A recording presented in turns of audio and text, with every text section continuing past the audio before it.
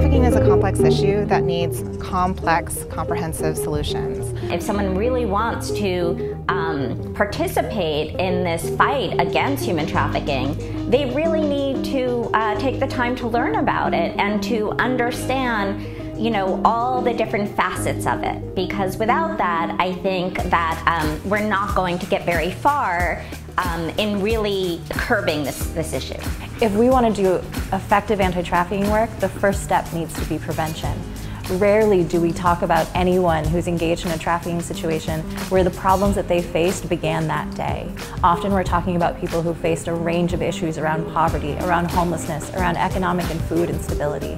And so it's important to remember that the best and most effective anti-trafficking work is economic justice work, and providing the resources that people are already clamoring for by the time they encounter their first, their second, often their third, their fourth, and their fifth trafficking situation.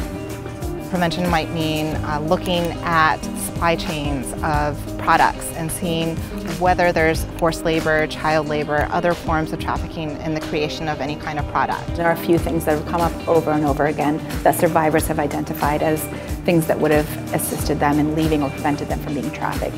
First of all, if people had had a way to become documented in this country, that would have gone a long way for them being less vulnerable to trafficking. Second of all, if people had not been discriminated against for being LGBTQ, either in their home country or here in the United States, that would have prevented trafficking in many instances. Another thing is criminalization of prostitution.